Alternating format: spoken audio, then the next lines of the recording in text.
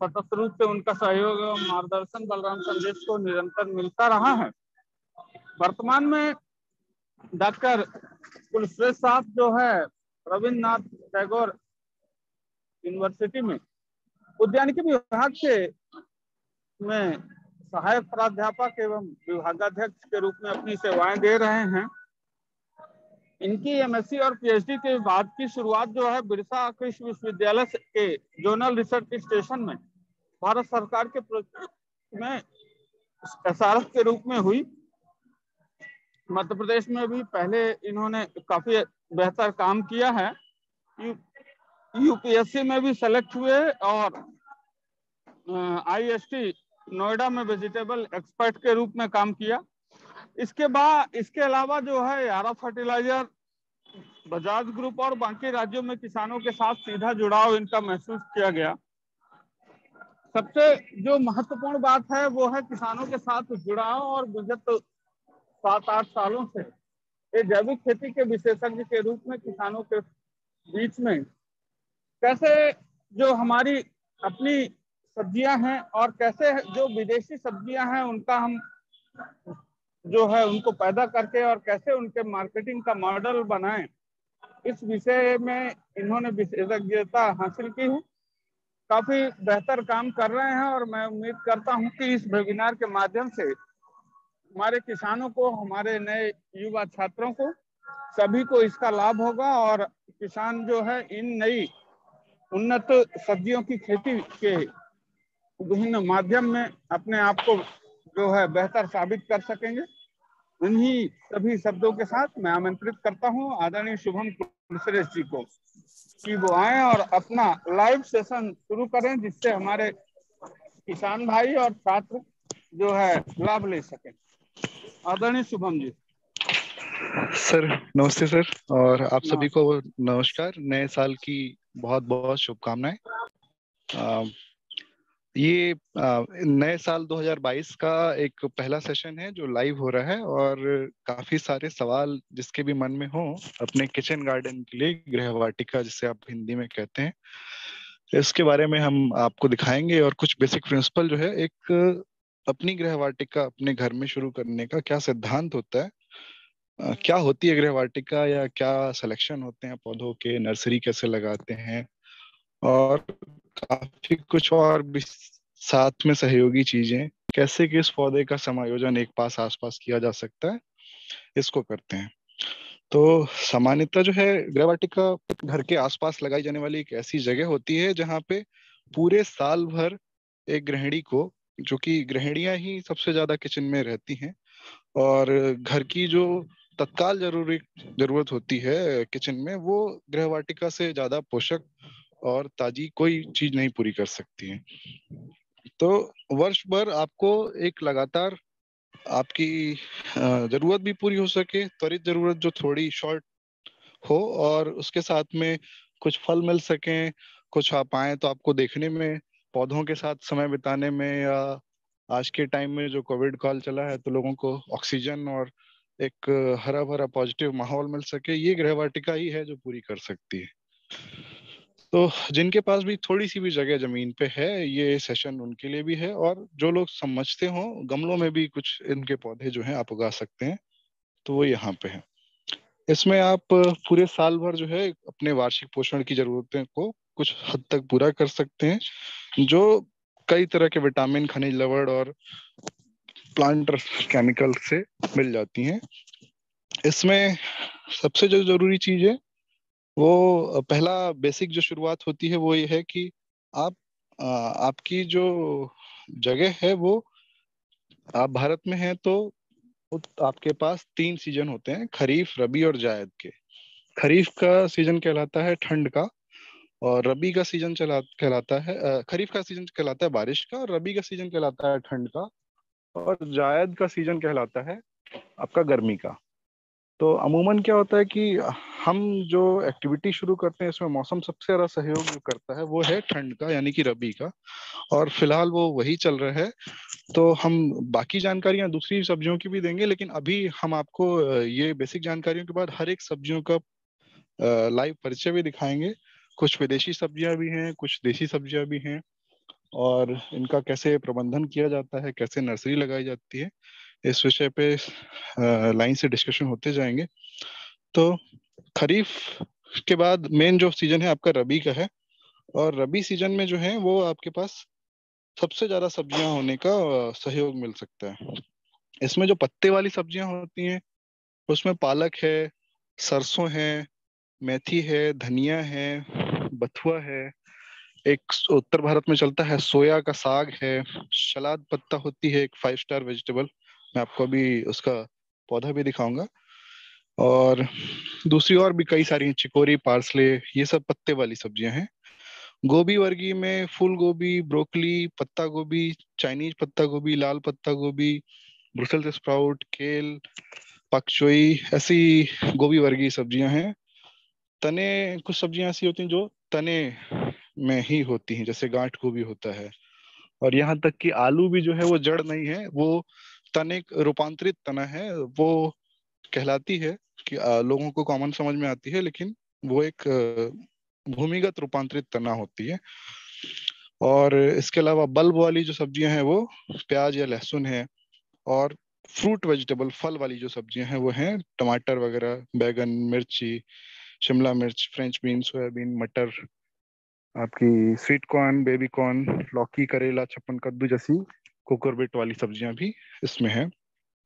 बची जाती हैं आपकी जड़ वाली सब्जियां, जो गाजर, मूली, शलजम वगैरह, चुकंदर जैसी सब्जियां हैं। अब इनमें से बात ये होती है कि किस सब्जियों को आप, इनमें सब्जी लगाने के दो ही तरीके हैं। एक तो आप नर्सरी लगा के उगाते हैं, दूसरा आप जड़ों के द्वारा उगाते हैं। तो जो आपकी गोभी वर्गीय सब्जियां थी, ये आपकी, और आपकी कुछ जो है तने वाली सब्जियों में गांठ गोभी वगैरह, और बल्ब वाली में प्याज, और फल वाली में ज्यादातर सब्जियां जो हैं वो आपकी नर्सरी से उगाए, बैगन, मिर्ची, शिमला मिर्च वगैरह। और ज्यादातर जो है लतर वाली जो सारी सब्जियां हैं, ये नर्सरी नहीं डाल के इनको सीधा बुआई खेत में ही किया जाता है, जहां भी आपकी गार्डन होती है। तो उसमें जड़ वाली सब्जियां भी आती हैं जो सीधी बुआई की जाती हैं। अब चुकंदर ऐसी सब्जी है जड़ वाली, जिसकी नर्सरी भी पड़ती है, और नर्सरी से ही उगा के उसको ट्रांसप्लांट करने में बहुत ज्यादा अच्छी क्वालिटी का चुकंदर और बराबर दूरी की एक साथ में लग सकती है।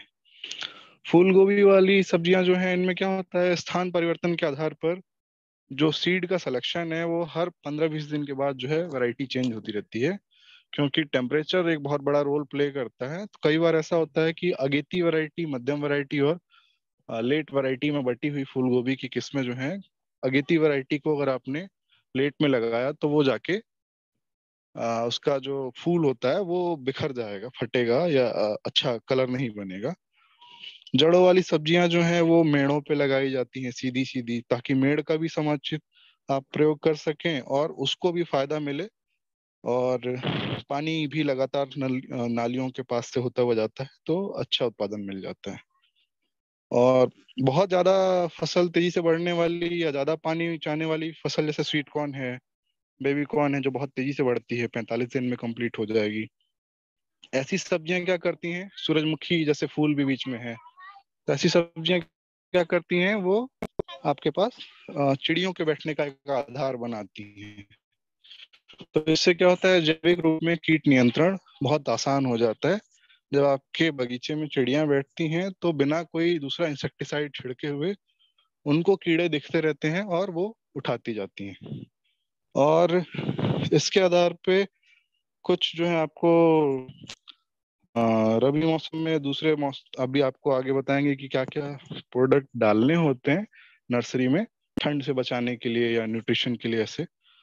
तो ये है सब्जियों की एक बेसिक जानकारी जो आपको किचन गार्डन में लगती है। अब किचन गार्डन में कुछ पार्ट बांटते हैं, जैसे पहला क्या, एक है कि सब्जियां जो आपको हमेशा लगती हैं, दूसरा है कुछ फल जो आपके पास पेड़ लगे रहते हैं, सीजन वाइज आते जाते फल लगते रहते हैं, और तीसरा है कुछ मेडिसिनल पौधे या कुछ शोभाकारी पौधे। तो इनका ग्रुप बट गया ये 3 पार्ट में। इस ग्रुप में सब्जियों की जब बात आई तो सब्जियों में आप शुरू करेंगे, जिसकी भी नर्सरी लगानी है वो नर्सरी करीब करीब 35 दिन का, 1 महीने का टाइम लेती है। मैं आपको नर्सरी का एक प्रारूप दिखाता हूँ। हम नर्सरी कैसे उगाते हैं और नर्सरी उगाने में क्या क्या सुविधाएं होनी चाहिए आपके पास। आपके सवाल आप आपके साथ में लिखते रहेंगे, और इसमें आप चैट बॉक्स में लिख सकते हैं जो मीटिंग में, या फिर आपके पास जो है जो लोग यूट्यूब या अदर मीडियम से वहां पे भी लिखेंगे तो वो आपको मिल जाएगा। अ, ये एक नर्सरी है हमारे पास।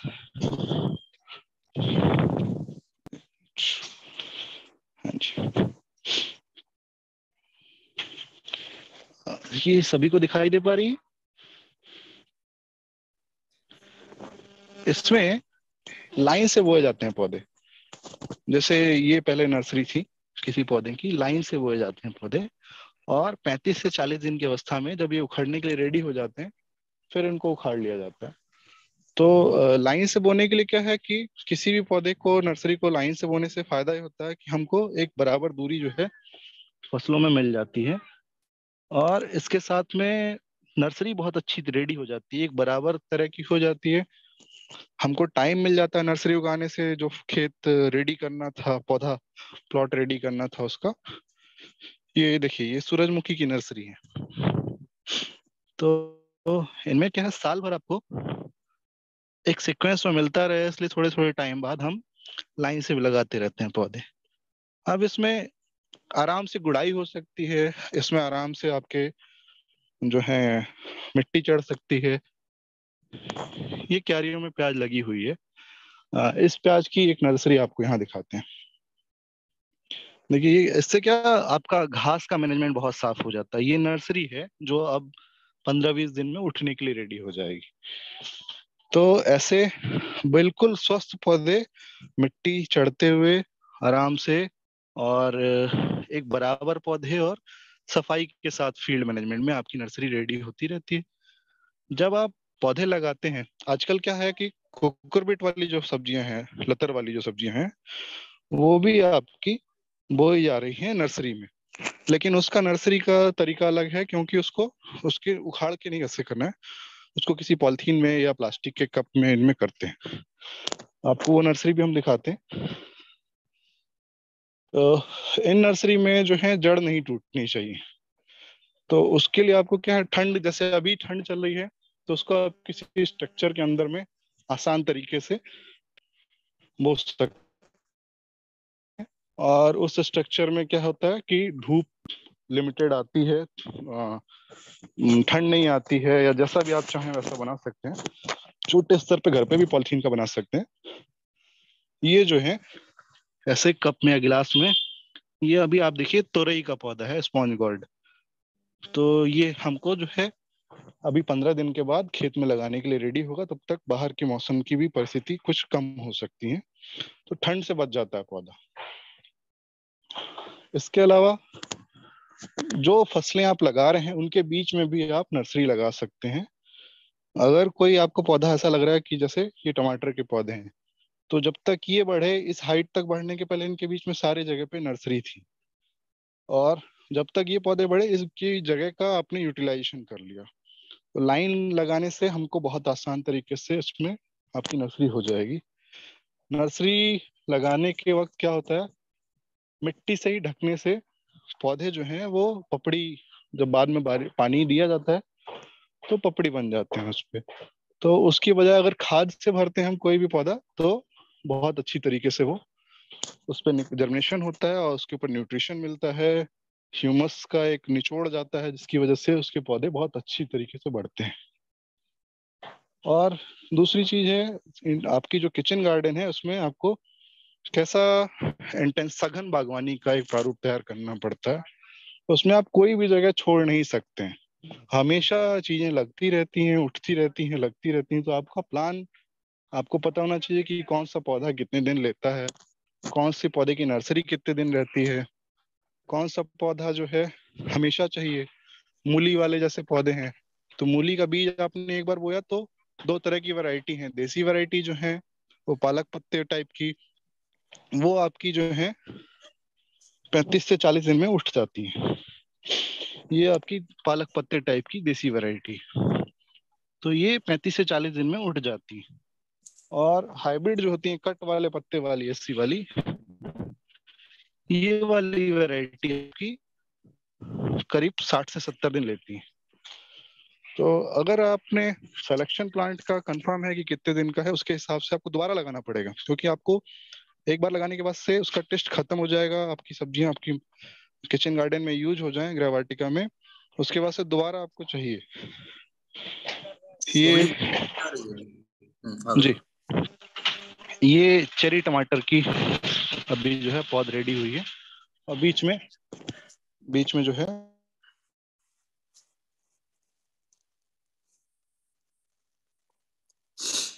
आपकी आवाज चली गई है सोम जी।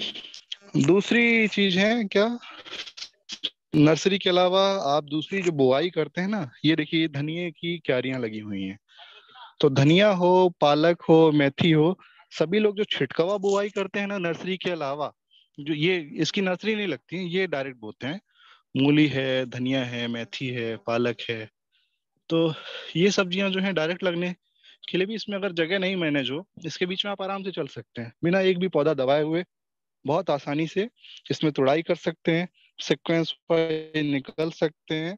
और इनकी ग्रोथ भी बहुत अच्छी, क्योंकि इसमें गुड़ाई आसानी हो जाती है, निकलना आसान हो जाता है दूसरे पौधे भी। तो ये चीज हमारी चलती रहती है। जैसा मैंने आपको बताया था कि हमको जो है, अब देखिए इसमें खाने के लिए सब्जियां बोई गई हैं, चने की झाड़ जो है ये बोई जा रही है यहाँ पे, ये लाइन से बोई गई है। इसकी गुड़ाई या मिट्टी चढ़ाना बहुत आसान है। यहाँ पे पूरे में प्याज की नर्सरियां थी, और प्याज की नर्सरी जब उठने वाली थी उसके 15 दिन पहले हमने इसमें लाल रंग का पत्ता गोभी, जो हमारी नर्सरी रेडी हो चुकी थी, उसको हमने उठा के यहाँ पे लगा दिया। तो जैसे ये नर्सरी खाली हुई तब तक ये पौधा अपने उतना फैला नहीं था, और किनारे पे ब्रोकली और बीच में ये लाल पत्ता गोभी। तो ये जब अब बढ़ेगा फैलेगा, तब तक वो नर्सरी जो प्याज की थी वो खत्म हो चुकी है यहाँ से। इसके बीच में ये जो जगह आप देख रहे हैं नालियों पे, इस पे आपको दिखेगी ये गाजर है, और पूरी अभी गाजर को बैठने में टाइम लगेगा करीब, ये आपकी जनवरी लास्ट तक गाजर जाएंगी सारी। तो रास्ता आने जाने का, और बीच में ये नालियां। अब इसकी बात करें तो हमने क्या क्या लगा रखा है कम्युनिटी में, ये देखिए। अलग अलग स्पीशीज आपको खानी हो, जैसे बैगन है तो बैगन की कई रंग के बैगन आते हैं, हरे रंग के बैगन, काले रंग के बैगन, छोटे कलौंजी वाले बैगन, सफेद बैगन, बड़े भरमा बैगन। ये जो है आपका सलाद पत्ता है, लेट्यूस कहते हैं इसको, और ये 5 स्टार होटल्स में सब्जी मसाला के तौर पे खाया जाता है, सूप भी कई जगह बनता है इसका। तो ये पत्ते भी तोड़ सकते हैं, इसको नर्सरी से ही लगाते हैं। इसके अलावा ये जो मेड़ दिख रही है साइड वाली, इस पे सभी पे देसी वाली मूली बोई गई थी, जो आधी से ज्यादा उठ चुकी हैं, और कुछ जो है अब सीड प्रोडक्शन के कगार पे हैं। तो हम अगले साल का बीज भी बना रहे हैं, जो कि ये देसी वैरायटी थी, और कुछ इसके पौधे जो अपने टाइम पे हो गए थे रेडी, वो उठ गए।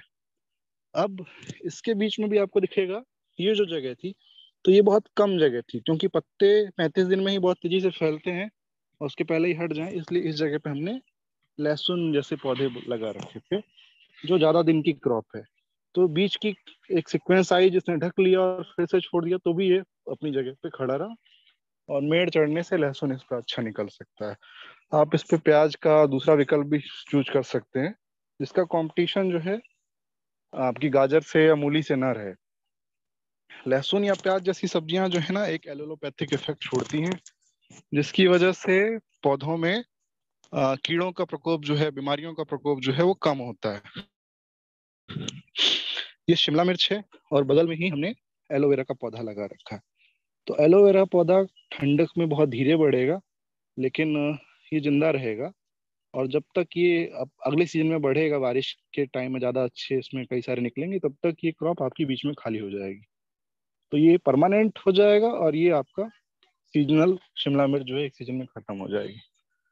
अब नर्सरी लगाने में हमने क्या किया, यहाँ पे से एक ही स्पीशीज है कई तरह की, काले टमाटर हैं, चेरी, पीले चेरी टमाटर हैं, गोल चेरी टमाटर हैं, तो इनके बीच में ना हमने प्याज की एक एक लाइन जो है हर 5 लाइन 3 लाइन बाद निशान बना के डाल दी, तो हमको कंफर्म रहता है अगर एक ही तरह की स्पीशीज डाल रहे हैं लाइन में होने से हमको पता है कि इतनी लाइन पड़ी है, तीसरे नंबर पे प्लॉट है, दूसरे नंबर पे प्लॉट है, तो आइडेंटिफिकेशन हो जाता है।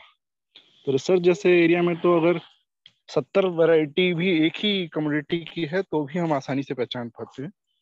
ये देखिए इसमें ये आपकी नर्सरी में गुड़ाई हो गई है और कितना अच्छी सी आसानी से एक भी पौधा खराब हुए बिना सबकी ग्रोथ बहुत तेजी से होती जाएगी। ये गर्मी के सीजन की नर्सरी लग रही है, टमाटर की है। इसके अलावा सूरजमुखी एक पौधा होता है जो फूल के साथ में आता है।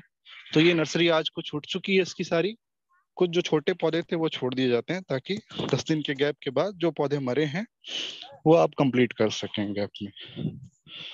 और इसके अलावा एक हरियाणा राजस्थान में सब्जी होती है सेंगरी या मोगरी भी कहलाती है।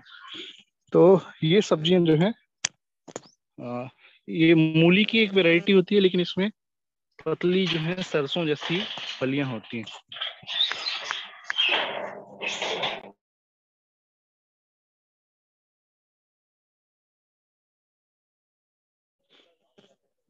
ये इसमें जो है इस पौधे में आपको पूरे सीजन तक फूल से भरा हुआ एरिया रहेगा और ये सबसे तेज रफ्तार पकड़ती है। कोई भी एरिया खराब हो, किनारे पे हो, कम देखभाल की जरूरत हो, उस जगह पे देखिए एक टाइम में एक साथ बोई गई हुई सब्जियां सबसे अच्छी तेजी से इसने हाइट पकड़ ली और पीछे का एरिया भी छुपा दिया।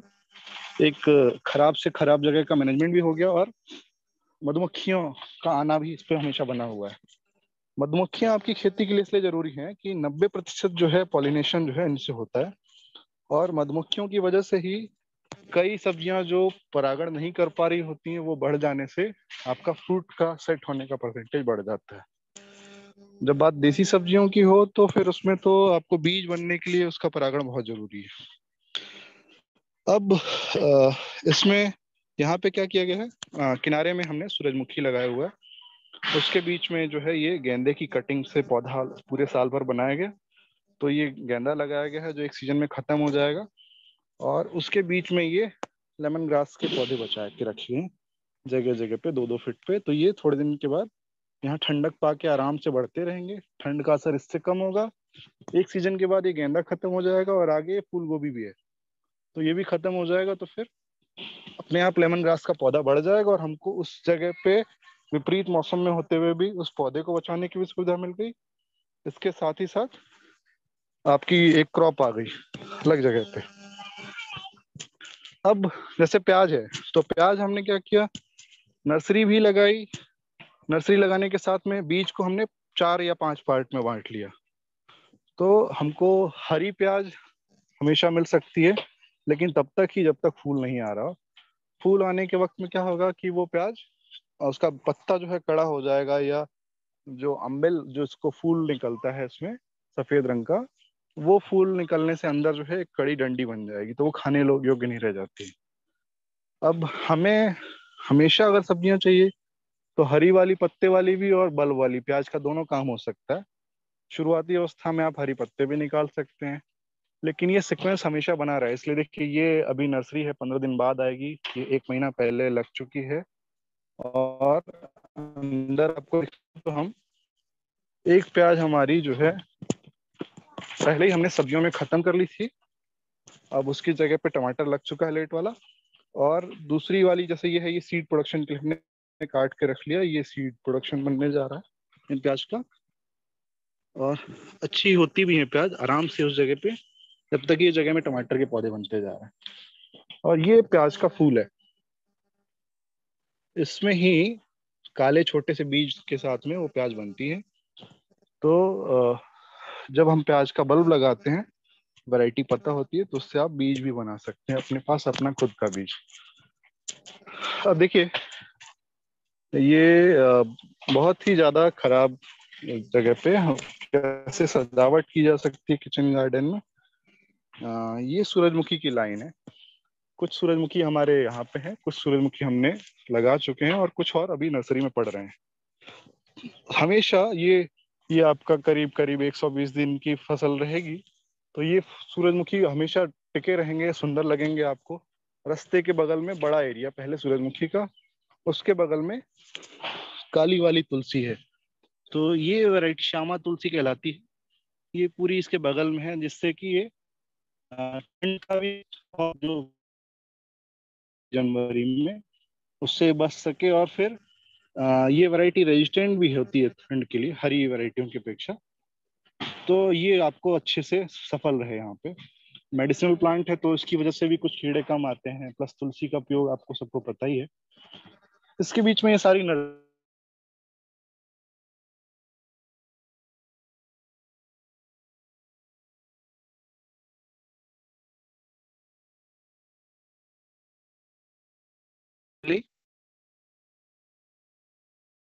एक नर्सरी है, ये फिर से रेडी है।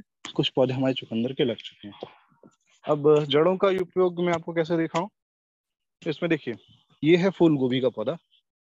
फूल गोभी के ठीक बगल में ये आपको फूल गोभी का पौधा करीब करीब 1.25 फीट पे लगा गया है। इस फूल गोभी के बीच में एक पौधा लहसुन का लगा हुआ है, और इसके दोनों तरफ में चुकंदर के पौधे लगे हुए हैं। तो जब फूल गोभी का पौधा बढ़ रहा है तो चुकंदर को भी ठंडक मिली हुई है। इसकी आप देखें तो चुकंदर बैठना है, और ये आपकी अच्छी सी ठंडक के साथ में क्रॉप बढ़ती चलेगी। तो ये हो गया आपका जड़ का मतलब मेड़ का प्रबंधन। इसके बीच में प्याज लग गई, जो हरी प्याज में भी जाएगी, भी बना सकते हैं।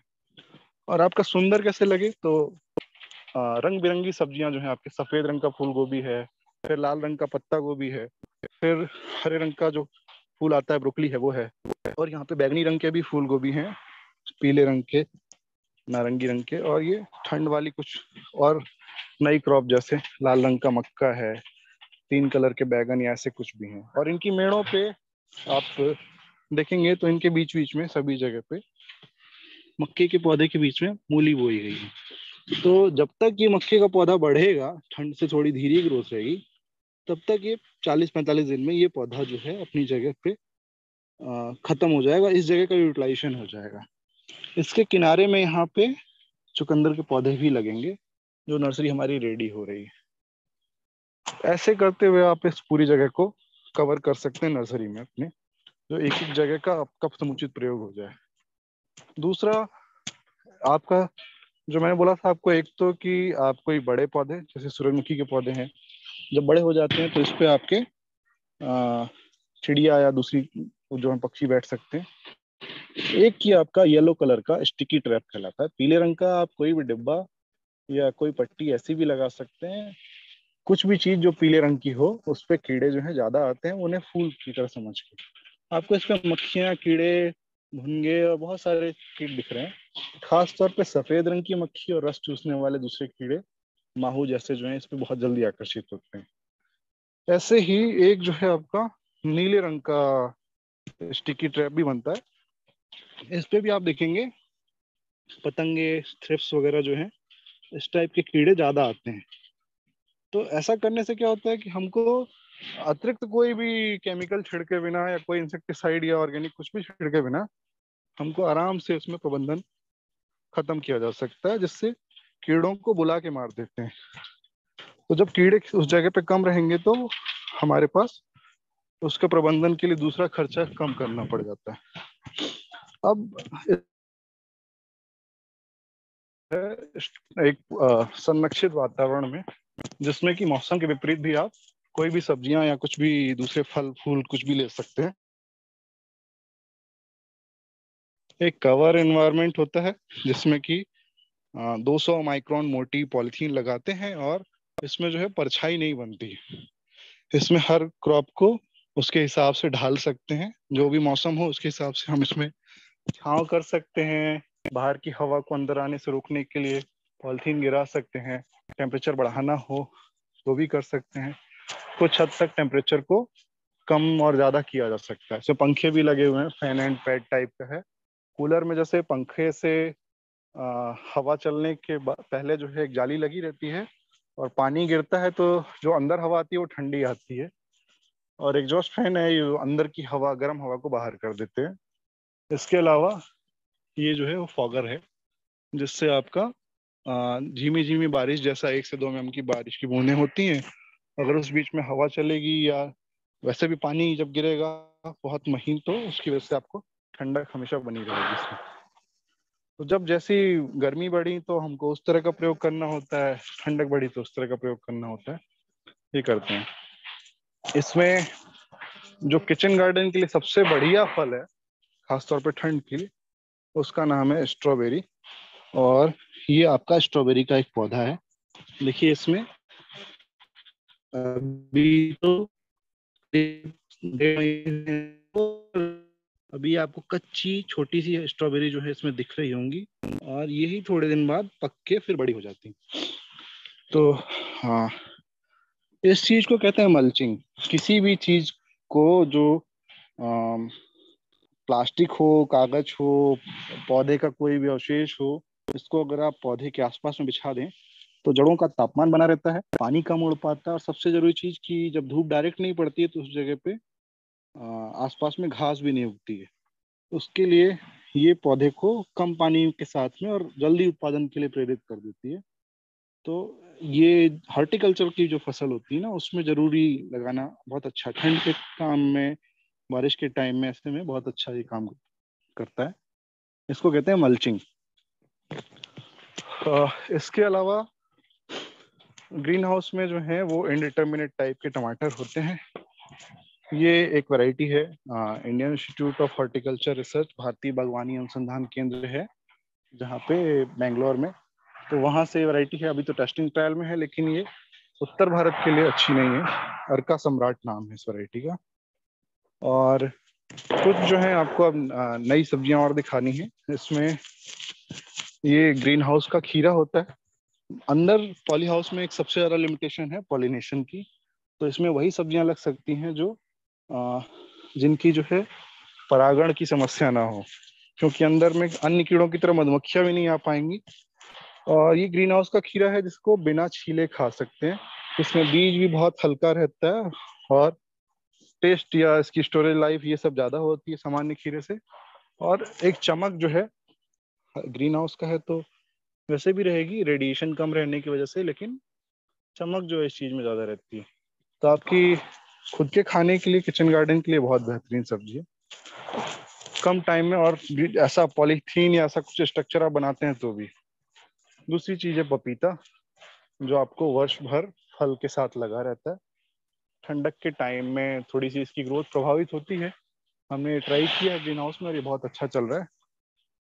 कुछ और फल हैं जैसे शहतूत है आपका, आम की एक वैरायटी होती है आम्रपाली, या कुछ आपके जो है दूसरे फूल वाले पौधे हैं, गेंदे हैं और गुलाब हैं, और कटिंग से भी दूसरे जो भी बन सकते हो आपके, वो सारे कुछ यहाँ पे कोशिश किए जाते हैं कि किचन गार्डन का एक स्वरूप आपको देखने को मिले ना।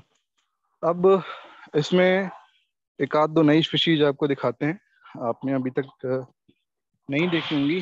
ये एक तरह की छप्पन कद्दू की सब्जी होती है, जुखनी कहते हैं। इसकी स्पीशीज एक पूरी अलग ही है। ये ऐसे सितारे से गोल कलर का पूरा फ्रूट जो है भरा हुआ, और बहुत ही सुंदर फल इसका। इसका सूप बनता है, इसकी मिक्स वेजिटेबल बनती हैं, और ऐसी सब्जियां। और अगर पॉलिथीन से आप कुछ कवर करते हैं तो क्या है, ऑफ सीजन में, जैसे ये जो है लोबिया है, बरबट्टी कहते हैं इसको, बोड़ा कहते हैं कई जगह पे, काउपी, तो इसका बीज उत्पादन का काम हो रहा है जो अगले सीजन में काम हमारे आएगा।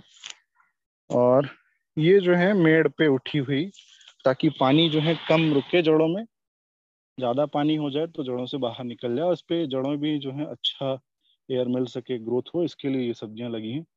इसमें शिमला मिर्च लगी है बीच में आपकी। जब तक शिमला मिर्च का पौधा बढ़ेगा, खींचेगा, तब तक एक साथ में इंटरक्रॉप जो है ब्रोकली की, दूसरे गांठ गोभी जैसी जो कम दिन की हैं। और इस तरह के स्ट्रक्चर में क्या है ना, एक और काम होता है, जलवायु विपरीत अगर आप कोई लेट हो चुके हैं किसी चीज में, या आपको किसी चीज का परागण से बचाना है, शुद्ध वैरायटी प्राप्त करनी है, तो ऐसे जैसे ये काले आलू का पौधा है, आपको इसके जो तने हैं वो थोड़े थोड़े से शेडेड लिए हुए उसके दिखाई देंगे। तो संरक्षित की जाने वाली चीजें यहाँ पे हो सकती हैं। और छप्पन कद्दू की एक और स्पीशीज आपको ऐसी, ये देखिए, इसमें गोल छोटे छोटे छप्पन कद्दू बहुत कम इंटरनोड के साथ में पास में मिलते हैं और कम दिनों में ही ज्यादा अच्छा पैसा उत्पादन या आपको सब सब्जियां देने वाली है सब्जी बहुत बढ़िया बन सकती है। शहतूत है, इसके पौधे जरूर किसी किचन गार्डन में एक कोने में होने चाहिए। तो ये टोटल जो है किचन गार्डन का प्रारूप था जो ठंड से शुरू किया जा सकता था। गर्मियों में लगने वाली जो ज्यादातर सब्जियां हैं वो आपकी लतर वाली सब्जियां हैं, खीरे, तरबूज, खरबूज, लौकी, तोरई, कद्दू और ऐसी करेला जैसी सब्जियां। और तरबूज और खरबूज खासतौर पे गर्मी के मौसम में ही होते हैं। इसके अलावा ग्वारफली, चौलाई, लाल चौलाई, वो पालक, मूली, ये सब चीजें हो सकती हैं। एक विशेष चीज है, आपको साल में जिस दिन भी खेती करने का समझ में आए, जिस दिन भी आपको ऐसा लगे कि हमको अपना किचन गार्डन शुरू करना है, तो सबसे पहली शुरुआत आप पालक के बीज के साथ कर सकते हैं और आपकी देसी वाली मूली के साथ। उसके अलावा बहुत संभावित है कि काफी सारी सब्जियां जो है सीजनल होती हैं। तो ये एक पूरा किचन गार्डन का मॉडल हो सकता है जिसमें आप आपकी सब्जियों का सिलेक्शन, लगाने के तरीके और स्थान का ख्याल रखते हुए एक बढ़िया किचन गार्डन कर सकते हैं। ये जो जगह है यहाँ पे बाहर में, ये सेवंती के पौधे हैं, गुलदाउदी के। इसमें आप हम यहाँ पे फूल खिलेगी अलग अलग कलर के और आगे जो है सब्जियां रहेंगी। तो ये एक टोटल जो है किचन गार्डन का मॉड्यूल था और आप इस पे सुन रहे थे ये मुझे, मैं डॉक्टर शुभम कुलशेष। आप के जो सवाल हो आप इससे रिलेटेड कुछ भी पूछें सर। जी डॉक्टर साहब, बहुत बहुत शुक्रिया।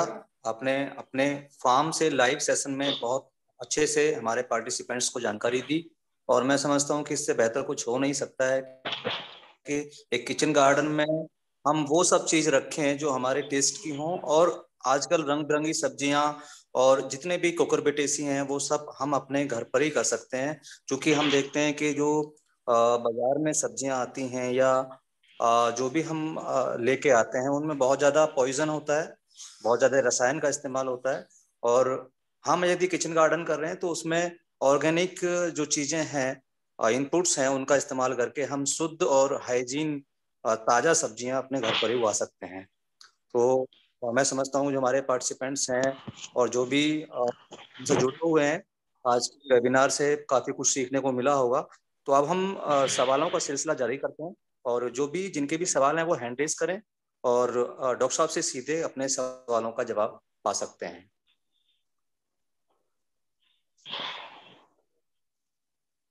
तो हैंड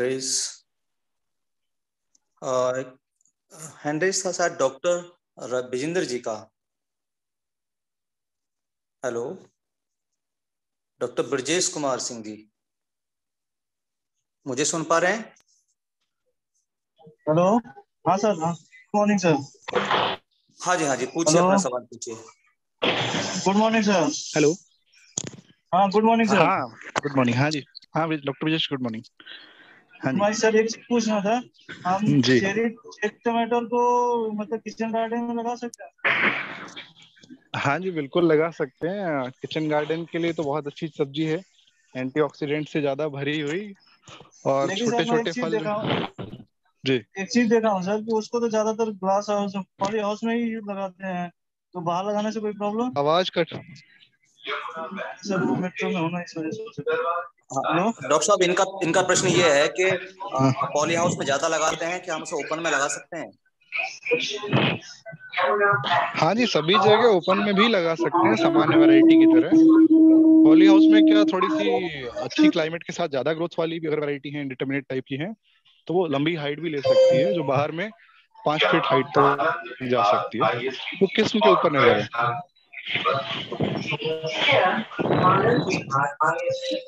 ठीक है ब्रजेश जी, आप अपने आप को म्यूट कर लीजिए।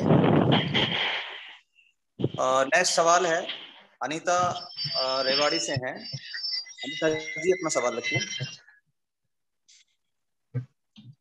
हेलो। सभी को नमस्ते। नमस्ते नीता हेलो। जी। जी हाँ जी, हाँ जी, नमस्ते नीता जी। सर, सबसे पहले तो बलराम जो टीम है उसका दिल से आभार, क्योंकि सर मैं देखो हरियाणा रेवाड़ी से हूँ और मतलब जब तक जो मैंने सीखा है किचन गार्डनिंग में जो मैंने किया है अब तक, वो जी जो डॉक्टर शुभम जी हैं उनको मैं डेडिकेट करूंगी। और सर मेरा जो क्वेश्चन है वो ये है कि जैसे जी हमारे यहाँ रेवाड़ी में ना थोड़ा सा हम डेजर्ट के नजदीक है, राजस्थानी है, तो थोड़ा सा गर्मियों में जो हाँ जी, हाँ जी, वेदर है वो बड़ा हादसा रहता है। तो हम ये जी सोच रहे थे कि छत पे हमने वैसे नेटिंग वगैरह का करा लिया, लेकिन मैं ये सोच रही थी पॉली हाउस, जैसे कम बजट वाला पॉली हाउस हम थोड़ा सा बना ले एक छोटे से एरिया में, तो वो कैसे हम्म। होगा उसके बारे में थोड़ा बताएंगे आप? हाँ जी बिल्कुल। देखिए, सवाल आपका बहुत अच्छा है। हालांकि ये इसके साथ में क्या है, संभावना है आपकी, क्योंकि आपके यहाँ ना ठंड भी बहुत ज्यादा पड़ती है, 3 से 4 डिग्री तक का टेम्परेचर अभी जी जी। फरवरी से आगे भी रहेगा। और धुंध एक हरियाणा जो है, पंजाब और आपका जम्मू कश्मीर की लगी होने की वजह से ज्यादा ठंड का जो है पॉली हाउस के साथ वाला ऑब्जेक्ट चल सकता है। लेकिन गर्मी भी उसी तरह से जी बहुत ज्यादा है। हाउस जी। लगाने का खर्च एक ज्यादा घर पे अपने चाहें तो लगा सकती हैं, जिसे आपको होली के करीब में मार्च में आपको इनका नेट लगाना पड़ेगा। तो जी जरूरी चीज ये है कि पॉलिथीन आप जब लगाएंगे, अगर सामान्य पॉलिथीन में आप लेते हैं तो ये ठंड से तो आपके पौधे को बचाएगा काफी हद तक। जी और सर। उसको आप बांस से बजाय किसी दूसरे एलिमेंट से, क्योंकि छत पे है तो सड़ने का प्रभाव थोड़ा कम रहेगा जमीन में। और पहली बार आप लगा के ट्राई करें, जब आपको अच्छे से अनुभव आ जाए फिर आप लोहे का एंगल लेके और ऐसे आप स्ट्रक्चर खींच सकते हैं। सर तो एक सामान्य तौर। एक मिनट बीच में जी थोड़ा आपको डिस्टर्ब करूंगी।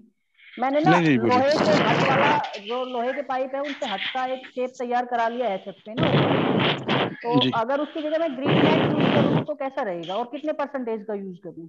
देखिए, ग्रीन नेट के लिए जो है वो पार्ट ये होता है कि उसमें शेड रुक जाता है। आपका धूप जी रुकेगी तो फिर दिक्कत ये होगी कि अगर आपने फलदार पौधे लगाए हुए हैं ना, और खासतौर पे रबी का सीजन है, जबकि ठंड जी में धूप कम ही आती है, धूप के जो घंटे हैं वो कम हो जाते हैं। इस वजह से आपको जो फलदार पौधे हैं ना, उसमें पतली लंबी ग्रोथ होगी और फूल झड़ जाएंगे। तो जी कोशिश ये करिए कि ठंड के टाइम में तो हमको शेड नेट नहीं लगाना है, हमको पूरा पॉलिथीन का स्ट्रक्चर रखना है। आप इसमें मॉडिफाइड रूप में ये सकते हैं कि साइड में आप शेड पहले रखिए, किनारे में ऊपर में आप पॉलिथीन कर दीजिए, और बाद में ऊपर की पॉलिथीन हटा के तब आप शेड कर दीजिएगा। तो गर्मी में काफी हद तक चल सकता है।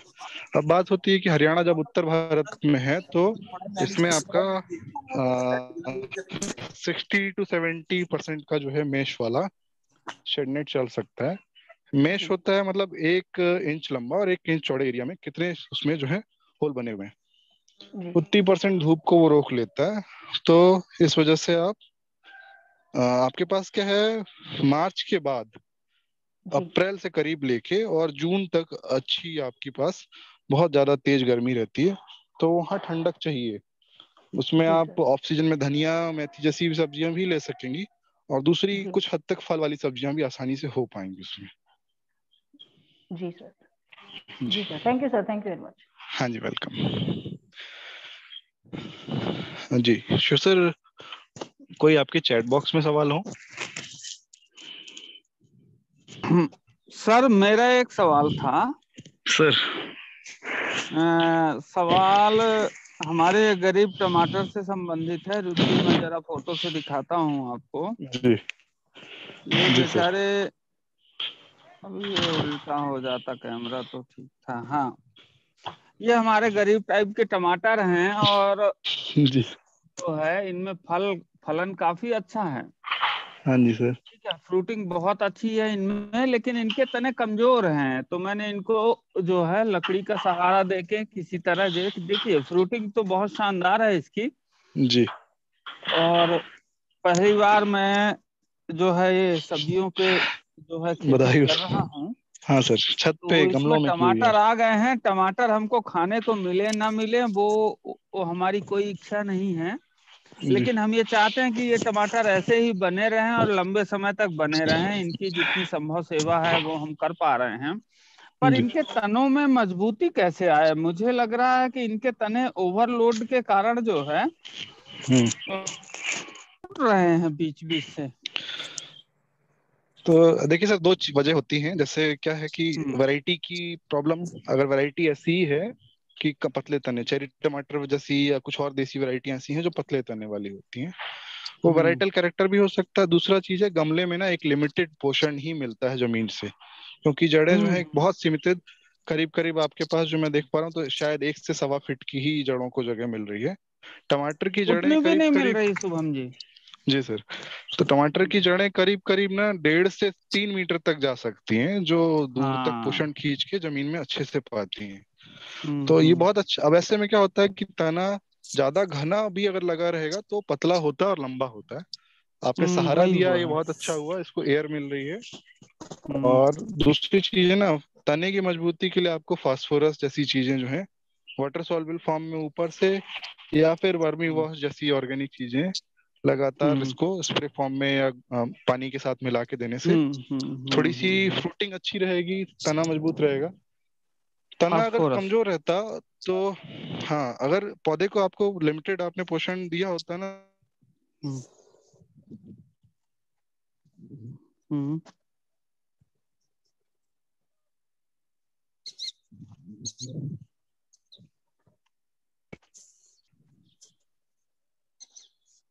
हेलो। हाँ शुभम जी। जड्डू की या धूप जी। अरिया चल। अभी जैसा दिख रहा है इसमें थोड़ा सा ठंड आने का टाइम चल रहा है, तो सल्फर हम्म का प्रयोग घर के ओके। लिए तो सबसे ज्यादा आसान है। ठंडा मतलब गौमूत्र मिल जाए थोड़ा सा भी, तो 1 लीटर हाँ। पानी में आप अभी 100 ml तक मिला सकते हैं गौमूत्र, जो स्प्रे कर दें हफ्ते में एक दिन। शेड्यूल फिक्स कर लीजिए, तो ये हम्म नाइट्रोजन की फिक्सेशन भी करेगा, जड़ों के पास कोई सड़ रही होगी चीज उसको भी खत्म करेगा, पौधों को हम्म एंजाइमिक एक्टिविटी भी देगा, जिससे बैठो हम्म नई ग्रोथ बैठो। होगी और चमक आए। जो मैंने महसूस किया वो यही है सबसे और बड़ा कि इनको। हाँ ऑर्गेनिक रहेगा सबसे बड़ी चीज जो है कीड़े मारने के हाँ लिए। हाँ हाँ हाँ हाँ हाँ। बहुत बहुत धन्यवाद आपका। और चेरी टमाटर के हमारे पास पौधे नहीं हैं। मैं उम्मीद जी करूंगा कि बीज तो कम से कम मिल ही जाएगा, तो जिससे हम इस जगह पे ये टमाटर जाने के बाद चेरी टमाटर लगाएंगे, जी सर। क्योंकि इन मूर्तियों को जो है ये अच्छा लगता है। हाँ, बच्चे सीखते रहे किचन गार्डन, तो असल चीज है हाँ, ये कि घर मेन के, पर्पज वही है। मेन जी पर्पज वही है कि बच्चों को कैसे ट्रेंड करें कि प्लांट क्या होता है और हाँ कैसे प्लांट का सर्वाइवल करते हैं। आप रोज शाम को हम इसको कालीन से ढकते भी हैं और सुबह आके उठाते भी हैं। हाँ, वो जी ठंड सर। से आप बचा। जी सर। सर। तो हम जी अभी कुछ दो एक सवाल हैं जो सर। चैट बॉक्स में है। एक हाँ जी कमा सर। कलर। तो मैं बताता हूँ। एक तो मधुसूदन दीक्षित जी पूछ रहे हैं कि पपीतों में जो सिकुड़न मतलब वायरस की प्रॉब्लम आ रही है या जी पीलापन होता है तो उसका क्या रीजन हो सकता है। और यही जी सवाल खीरे में पूछा है मिस्टर दिनेश सिंह जी ने कि खीरा हम्म। में सुकड़ा की समस्या आती है तो वायरस है वो, तो उसका कैसे कंट्रोल करें, वो देखिए दीजिए। मैं दोनों जनी का एक एक करके आंसर देता हूँ। पपीते में क्या है, पपीता बहुत सेंसिटिव फल क्रॉप है, जो ठंड में थोड़ा पीला पड़ता है। और इसके अलावा बहुत ज्यादा बारिश हो तो उस टाइम 90% क्रॉप करीब करीब वायरस से अफेक्टेड होने का खर्च जो है वो बढ़ जाता है। वायरस, लीफ कल वायरस या येलो एंड मोजेक वायरस जैसी चीजें आ सकती हैं इसमें। एक और नया वायरस है नेशन लीफ कल वायरस, जो ये क्या करता है कि पौधों के पत्तों को, नसें जो हैं आपको दिखती हैं वो, पत्तियों में शिराएं जो हैं वो पीली कर देता है, या पूरा पत्ता पीला कर देता है। और ग्रोथ रस से चूसने वाले जो कीड़े हैं वो, सफेद मक्खी खास तौर पे इसको फैलाती है। तो जब पहला पौधा दिखाई देता है या शुरुआती सिम्टम आपको जब दिखाई देते हैं, तो उस भाग को आप हटा सकते हैं शुरू शुरू में। और रस चूसने वाले कीड़ों के लिए जो भी आप अभी तक यूज करते हैं ऑर्गेनिक या इनऑर्गेनिक में, वो आप यूज कर सकते हैं। दूसरा वो पीले रंग की जो स्टिकी ट्रैप मैंने आपको दिखाई थी, वो आप लगाने से कीड़े आएंगे तो पौधे पे ना जाके डायरेक्टली आपके क्रॉप के ऊपर चले जाएंगे। ये नीले रंग का है, ऐसे ही पीले रंग का भी है। दूसरा, कोशिश ये करिए कि ज्यादातर आपकी फसल के बीच बीच में भी गेंदे जैसी या सूरजमुखी जैसी फसलें जो हैं जो पीले फूल दे सकती हूँ, वो आप लगाएं। और एक बहुत अच्छा घरेलू उपचार है उसका, हम वर्षों से हम लोग जो है इसको कर रहे हैं। यहाँ तक कि मिर्च जो है ऐसे वायरस से बहुत ज्यादा अफेक्टेड होती है, उसमें भी बहुत सफलता मिली, टमाटर में मिली, और देश के काफी राज्यों में दूसरे किसानों ने भी अपनी सक्सेस परसेंटेज बताई उसके साथ। उसमें आपको ये करना है कि देसी गाय का कच्चा दूध मिल जाए अगर आपको, तो घरेलू उपचार के लिए आपको ये करना है कि 1 लीटर पानी हो, उसमें 100 ml देसी गाय का कच्चा दूध हो, और आपका एक आधी चम्मच के करीब जो है हल्दी का पाउडर मिल जाए।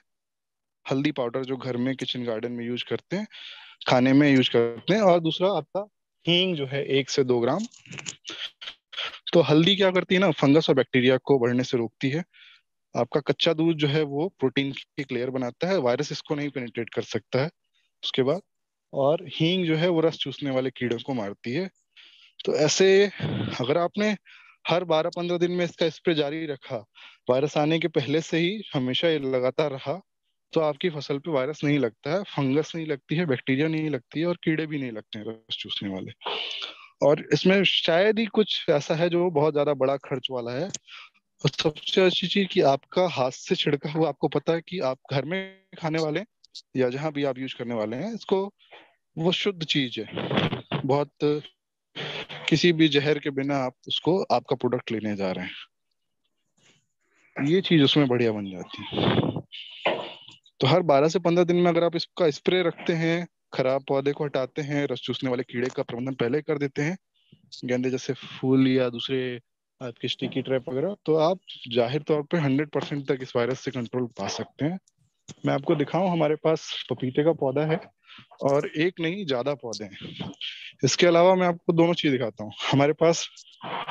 देखिए, पीले रंग का ये स्टिकी ट्रैप लगा हुआ है, और इसी के साथ में यहाँ जब स्ट्रक्चर खुला था या किसी तरीके से, ये माहू लगा हुआ है, रस चूसने वाला वो कीड़ा जिसने पूरे खीरे को रस चूस के और आगे की ग्रोथ भी बंद कर दी है, और पौधा भी, यहाँ तक कि फल वल सभी जगह पे ये रस चूसता चला जा रहा है।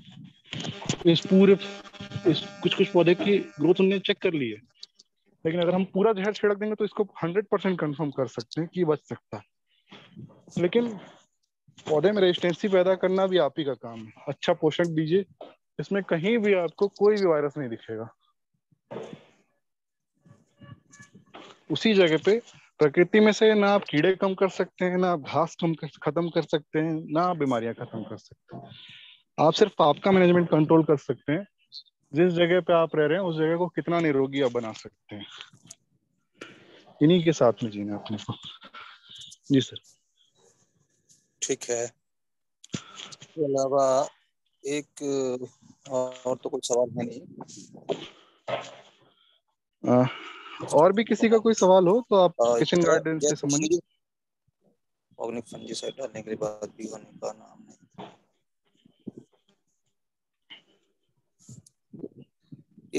डीके फार्म कुछ पूछ रहे हैं लेकिन समझ नहीं आ रहा क्या पूछ रहे हैं। ऑर्गेनिक फंजीसाइड डालने के बाद भी कम होने का नाम नहीं ले रहा है, मतलब फंगस लगा है इनके पास, अब पता नहीं कौन सा फंगस फंजीसाइड यूज कर रहे हैं ये प्रॉपर पता है तो पता चले। जय थोड़ांगी जी हैं, ये पूछ रहे हैं कि sir, is there any chance to grow tomato the grafting method of potato and tomato, what is the requirement temperature for it? जो आजकल वो नया टोमेटो का चल रहा है ना। बिल्कुल, मैं आपको दिखाता हूँ किसका। देखिए, हम यहाँ पे अभी इसमें ट्रायल करेंगे आगे भी। मैं आपको टोमेटो का भी एक पौधा थोड़ा सा फेल्योर होता हुआ भी दिखाता हूँ, जो ओपन कंडीशन में। टोमेटो क्या है, काफी सारे नए लोग नहीं जानते हो अगर, तो टोमेटो जो है वो आपका आलू के पौधे के ऊपर टमाटर को ग्राफ्टिंग की जाती है।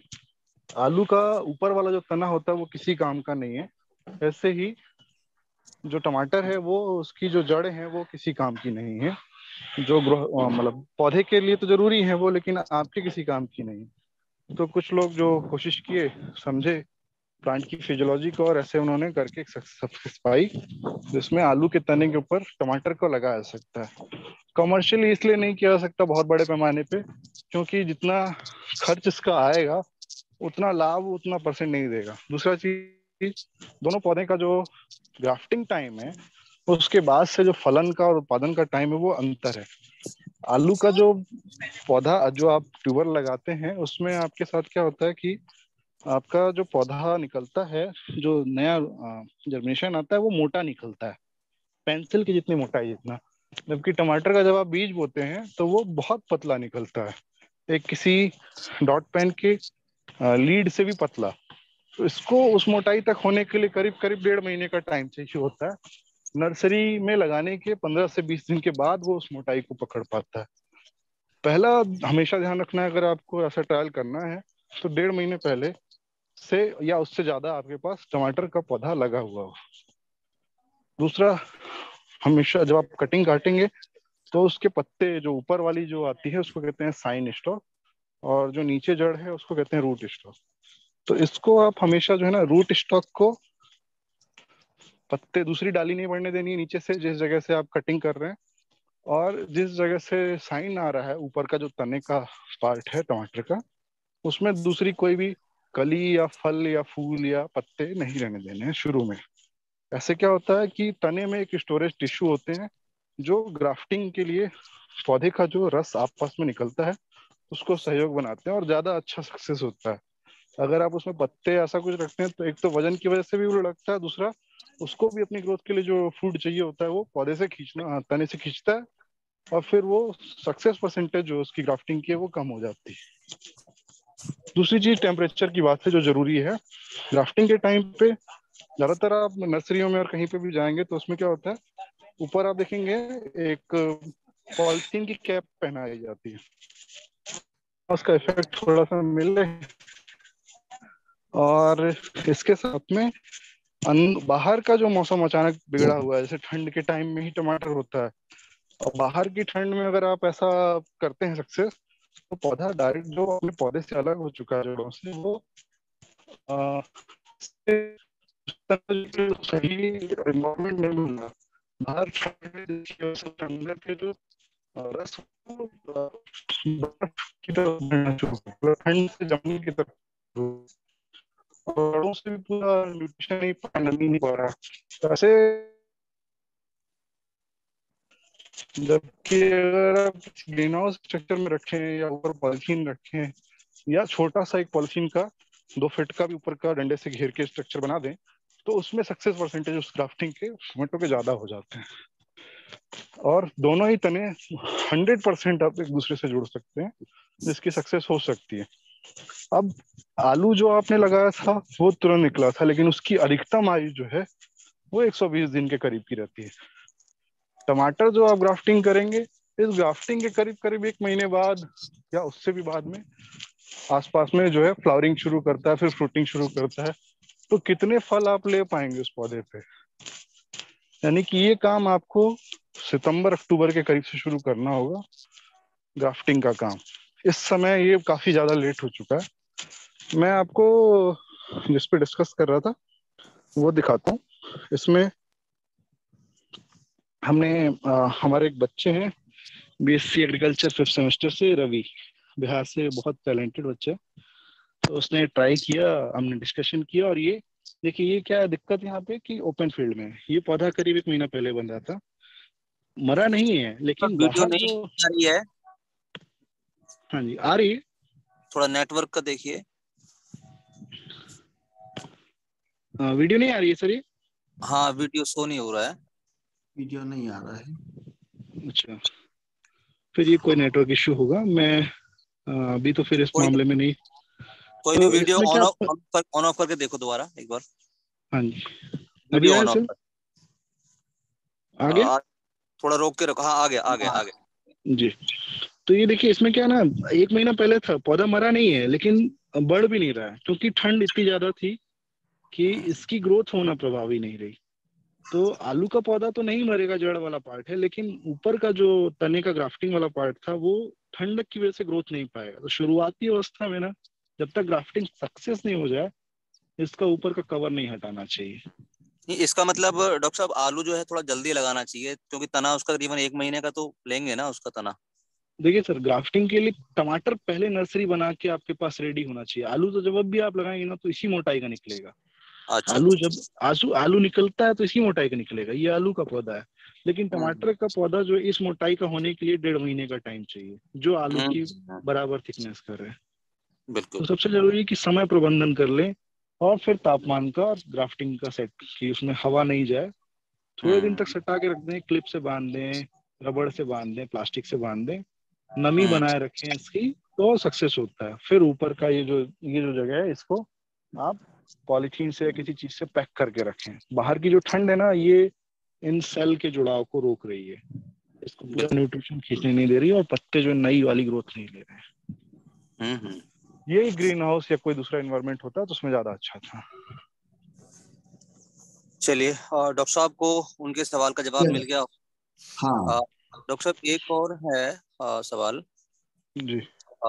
पॉलीहर्मन डीके फार्म इंदौर से हैं कोई, ये कह रहे हैं कि पॉली हाउस में दीमक लग रही है और मैं फंजीसाइड का इस्तेमाल कर रहा हूँ। तो पहली बात तो इनको समझना होगा कि दीमक जो है कीट है, तो जी कीट के फंजीसाइड तो यूज करेंगे, लेकिन वो कौन सा फंजीसाइड यूज कर रहे हैं, उसके लिए तो बवेरिया डालें या मेटा डालें, वो जी। क्लियर करें। इस पर थोड़ा सा आप प्रकाश डाल दीजिए, पॉली हाउस में सर, दीमक है इनकी। हाँ सर, पॉली हाउस में क्या है सर कि पॉली हाउस में बहुत लिमिटेड मात्रा में पानी जाती है, और दीमक जो है वो सेल्यूलोज खाने वाला और कुतरने वाला कीड़ा होता है। बाइटिंग एंड चीविंग टाइप के माउथ पार्ट होते हैं इसके। तो इसके लिए क्या है कि दीमक के बहुत सारे प्रभावी इलाज हैं। या तो नमी उतनी रखें, जो आप ग्रीन हाउस में संभव नहीं है क्रॉप के साथ में। दूसरी चीज है, आप मैं कुछ केमिकल भी बताता हूँ, कुछ ऑर्गेनिक भी बताता हूँ, कुछ देसी तरीके भी बताता हूँ इसके लिए। इसमें आप पहला ये कर सकते हैं कि बेवेरिया बेसियाना, जैसे आपने बताया, या मेटराइजिया मैनिसोप्ली, ये दो फंगस ऐसी होती हैं जो कीड़ों की क्यूटिकल लेयर के ऊपर जो है, या दूसरी सतह पे भी बीमारियां पैदा कर देती हैं। तो ये ट्रेड कंपनियों से भी मिलते हैं सारी जगह पे। बहुत सारी कंपनियां हैं और कृषि विश्वविद्यालय हैं जो ये बना रहे हैं प्रोडक्ट। उनकी माइक्रोबायोलॉजी की लैब है, वो सब बना रही हैं। दूसरा, बिवेरिया बेसियाना, मेटराइजिया मैनिसोप्ली के अलावा केमिकल है, जैसे आपका क्लोरोपाइरीफॉस है या प्रोफेनोफॉस है। इस टाइप के जो केमिकल हैं, ये इमाबैक्टीन बेंजोएट है, ये जो है वो बाइफेंथ्रिन भी अच्छा काम करता है। तो मतलब जहरीले हैं, ये जहर है वैसे सारे।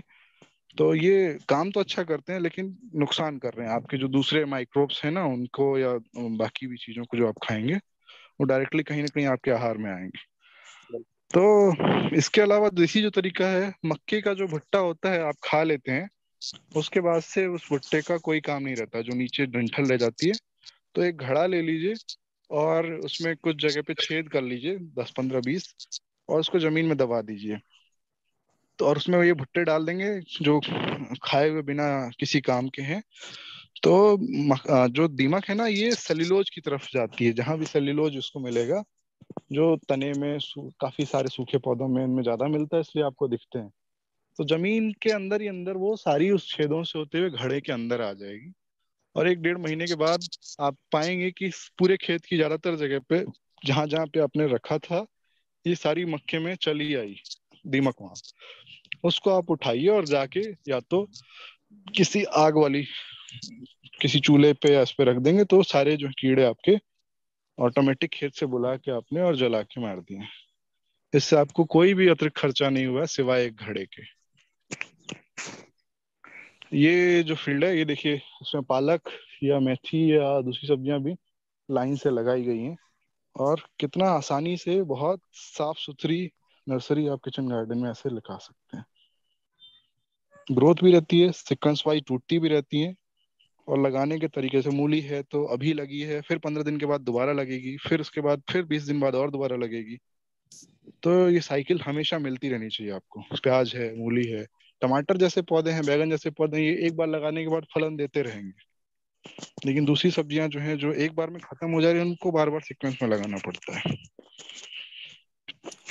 चलिए डॉक्टर साहब, एक लास्ट सर सवाल और लेते हैं इनका, दिनेश फार्म वालों का। जी। पूछा है कि जो कॉलीफ्लावर है उसका फूल बंद के नहीं आ रहा है, वो ब्राउनिंग वाली समस्या है उनको। तो गोभी, फूल गोभी में अगर भूरा पड़ रहा है तो बोरॉन की कमी होने से ज्यादा प्रकोप होता है, टेम्परेचर बहुत ज्यादा बढ़ा रहे और आपकी वैरायटी सिलेक्शन जो मैंने बताया था वो अगर दूसरी हो, अर्ली अगेती वैरायटी थी, मध्यम थी या पिछेती थी, इसके ऊपर ये बहुत ज्यादा है। सबसे ज्यादा जो भूरापन अगर आपका आ रहा है तो बोरॉन की समस्या है। बोरेक्स नाम का पाउडर आता है, 10 किलो पर एकड़ के हिसाब से आप जमीन में बुआई के टाइम भी दे सकते थे, या फिर आपको अभी माइक्रोन्यूट्रिएंट में ये मिल जाएगा, calcium boron. Calcium boron mix जो है वो कैल्शियम नाइट्रेट आती है, वो आप दे सकते हैं थोड़ी सी पानी के साथ, घुलनशील अवस्था में भी 4 ग्राम प्रति लीटर पानी के साथ दे सकते हैं, लिक्विड में भी आती है 1 किलो पर एकड़ के हिसाब फूल से। भी खिल रहा है, इनका फूल जो है पूरा बंद के नहीं आ रहा है। या विफ्टेल की भी समस्या है, मोलिबिडनम। विप्टेल है अगर तो पत्तों में जो लीफ लैमिना होता है, पत्तों की शिराएं, मतलब पत्तों का आकार बदल जाता है, वो मोलिब्डेनम की कमी से आपका सही। काफी सारे मल्टीप्लेक्स के हैं, आपकी गुजरात लाइफ साइंस के हैं, आईपीएल के हैं, टाटा के हैं, ये माइक्रोन्यूट्रिएंट कॉम्प्लेक्स आते हैं जिसमें calcium, boron, iron, manganese, molybdenum, ये सब कुछ रहता है एक साथ में। तो जैसे खाने में ना नमक चाहिए, हल्दी चाहिए, मसाले चाहिए, वैसे दूसरे न्यूट्रिशन के साथ में पौधे को ये माइक्रो न्यूट्रिएंट भी चाहिए।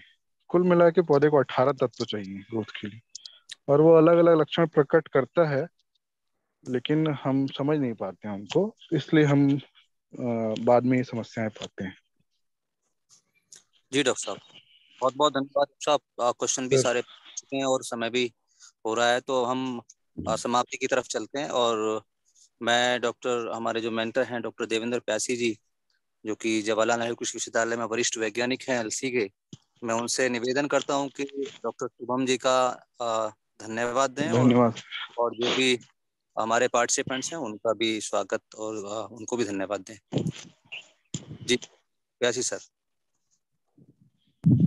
धन्यवाद शिव सर। निश्चित रूप से बहुत ही प्रभावी और बेहतरीन तरीके से सभी लगभग सभी एक्सोटिक और जो हमारे इंडियन कॉन्टिनेंट की जो है भारतीय जो हमारी सब्जियां हैं, खासकर सलाद की फसलें, जिनका कि हम कम से कम उपयोग करते हैं और घरेलू तरीके से हम इनको बहुत ही आसानी से जो है अपने घरों में गमलों के माध्यम से, नए जो है इस समय बैग्स आ रहे हैं उनके माध्यम से, साथ ही साथ जो है अपने घर की छतों पे छोटे छोटे नेट हाउस, पॉली हाउस या लकड़ी के ऐसे सेपरेट अरेंजमेंट करके हम उनको जो है घरों पे उगा के अपने जो है परिवार को, अपने समाज को, अपने बच्चों को जो है जैविक रूप से जो है शुद्ध भोजन उपलब्ध कराने की दिशा में बहुत अच्छा काम कर सकते हैं। मैं उम्मीद करता हूं कि आने वाले समय में हमारे जो साथी लोग हैं वो इस दिशा में निश्चित रूप से प्रयास करेंगे। समय का अभाव, आज के वर्तमान परिवेश में लोगों के पास समय का अभाव है, लेकिन कोरोना ने काफी कुछ हमको ये सिखा दिया है कि हम अगर अपनी व्यस्तताओं की वजह से अगर अपने संसाधनों की चिंता नहीं करेंगे, हम अपने रिसोर्सेस का उपयोग करके अपने बच्चों को बेहतर स्वास्थ्य की दिशा में अगर काम नहीं करेंगे, तो हमें जो है आने वाले दिनों में बहुत ही तकलीफ हो सकती है। तो इस दिशा में बहुत ही बढ़िया जानकारी आदरणीय शुभम सर ने दी है। मैं निश्चित रूप से ये मानता हूं कि आगे आने वाले समय में सब लोग जो है इसे बराबर अपनाएंगे।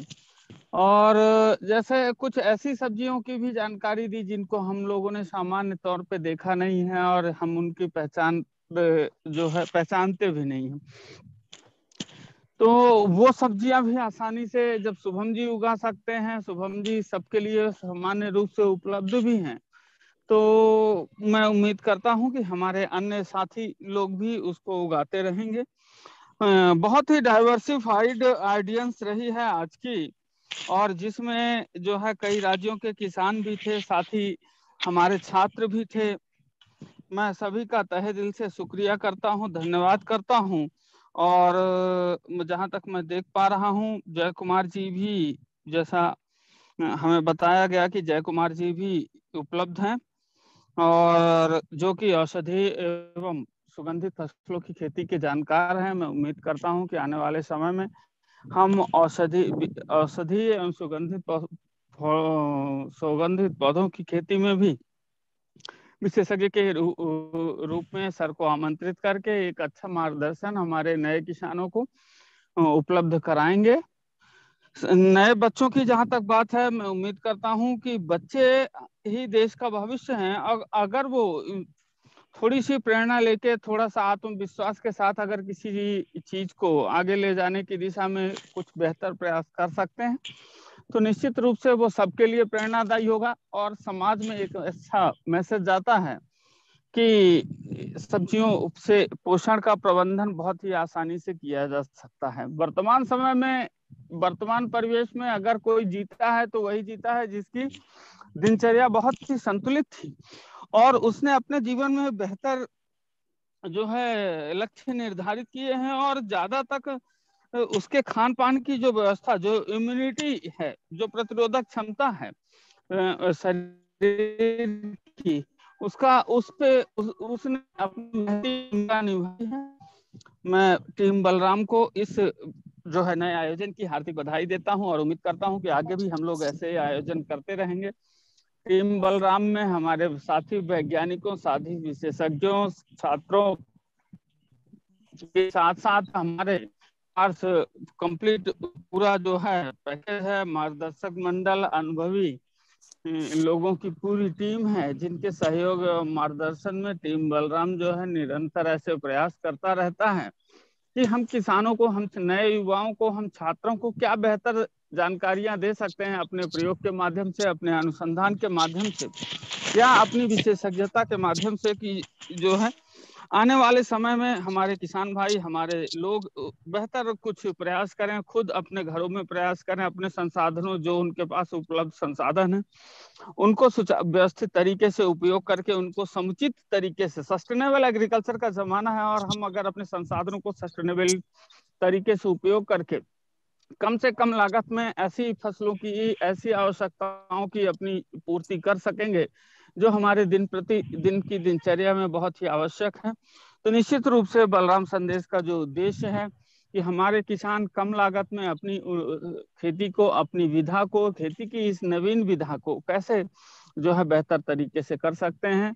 निश्चित रूप से श्री शुभम कुलश्रेष्ठ जी ने बहुत ही सारगर्भित तरीके से सब्जियों की इस महत्वपूर्ण खेती की महत्वपूर्ण विधा में को जस्टिफाई किया है, बहुत ही व्यवस्थित तरीके से बताया है। और क्योंकि उनकी विशेषज्ञता उद्यानिकी पे है, तो मैं आने वाले समय में उम्मीद करूंगा कि वो फलों की खेती पे भी जो है कि ऐसे फलों को चयन करेंगे जो हमारे आसपास हमारे वो किसान जिनके पास बहुत सारी जमीन नहीं है, पर वो कुछ तो भी ऐसे फल लगाना चाहते हैं जिनके माध्यम से जो है उनकी घरेलू आवश्यकताओं की पूर्ति हो सके। खासकर और कुछ ऐसे फल जो कि जो है एक्सोटिक हैं लेकिन उनकी कमर्शियल वैल्यू अच्छी है, हम सामान्य रूप से मार्केट से खरीदने में उतने सक्षम नहीं हो पाते हैं, लेकिन वो हमारे पोषण के लिए आवश्यक हैं। तो इन सभी बिंदुओं पे आगे एक बृहद तैयारी के साथ जो है सभी को लाभान्वित करेंगे। इन्हीं सब बातों के साथ मैं टीम बलराम का, सभी साथियों का, आदरणीय जय सिंह जी का, सभी विशेषज्ञों का जो अन्य राज्यों से भी उन्होंने अपना समय दिया है, मैं सबका हृदय की गहराइयों से धन्यवाद करता हूं और उम्मीद करता हूं कि नए साल के इस शुभ अवसर पर सबका सहयोग एवं मार्गदर्शन मिलता रहेगा। टीम बलराम में सभी लोग जो है हमारे विशेषज्ञ हैं, सब अपनी अपनी अपनी जिम्मेदारियां हैं जिनका निर्वहन करते हुए सब लोग जो है किसानों के हित में निरंतर सोचते हैं और अपने जो उनकी समय है उसी में से समय निकाल के वो किसानों के लिए मार्गदर्शन करने का सतत प्रयास करते हैं। मैं टीम बलराम के सभी सदस्यों का मैं एक बार नए सिरे से, क्योंकि नया साल है, नव वर्ष है, तो सभी का, चाहे वो प्रणव व्यास साहब, आदरणीय चौरे साहब, राज भैया, धीरज भैया, शिव कुमार साहब, सुरेश द्विवेदी, अपने विकास पटेल जी, शुभम जी खुद, सभी, और अपने योगेश गौरव जी, सभी का तहे दिल से धन्यवाद करता हूं और उम्मीद करता हूं कि आने वाले समय में सबका साथ, सबका विकास और समग्र विकास जो है निरंतर बना रहेगा। और टीम बलराम नई ऊर्जा के साथ नए साल में निश्चित रूप से 100 का जो हमारा आंकड़ा है उसको पार करते हुए किसानों के हितों में, किसानों को नई नवीन अनुसंधान की जानकारियां, कृषि विकास की जानकारियां, हमारे कृषि विद्यालयों में हो रहे निरंतर नवाचार की जानकारियां, साथ ही साथ बहुत सारे हमारे प्रगतिशील किसान हैं जो निश्चित रूप से अपने विभिन्न प्रकार के प्रयोगों के माध्यम से अपनी खेती को बहुत बेहतर कर रहे हैं और समाज को एक ऊर्जा दे रहे हैं खेती की इस विधा में। तो उनके माध्यम से उन सबको मैं साथ एक प्लेटफॉर्म पे लाना चाहूंगा और जिनके सहयोग से हम हमारे नए युवा किसानों को, हमारे जो है प्रगतिशील किसानों के माध्यम से एक खेती की में एक नई प्रेरणा का संचार करने के उद्देश्य से जो है सबको एक साथ एक बैनर उपलब्ध कराने का प्रयास टीम बलराम करेगी। और इन्हीं सब के साथ में मैं आमंत्रित करता हूं आदरणीय प्रणय व्यास साहब को कि वो आज के इस कार्यक्रम में और नए साल के उपलक्ष्य में कुछ बोलें। आदरणीय प्रणय व्यास साहब। धन्यवाद डॉक्टर प्यासी। आज का बहुत ही शानदार कार्यक्रम रहा, इसके लिए मैं डॉक्टर शुभम को सबसे पहले तो बधाई दूंगा। सभी उपस्थितों को नए वर्ष की शुभकामनाएं देता हूं और अपेक्षा करता हूं कि हम आने वाले समय में और नई ऊर्जा के साथ में ज्यादा से ज्यादा किसानों को लाभान्वित कर सकें। धन्यवाद। जय बलराम। जय बलराम। जय बलराम। सभी का शुभ हो। बहुत बहुत धन्यवाद आप सभी का ऐसा मौका दिया और लाइव सेशन में ऐसी सब्जियां ज्यादातर जो दूर बैठे हैं और सबसे आखिर में जो डॉक्टर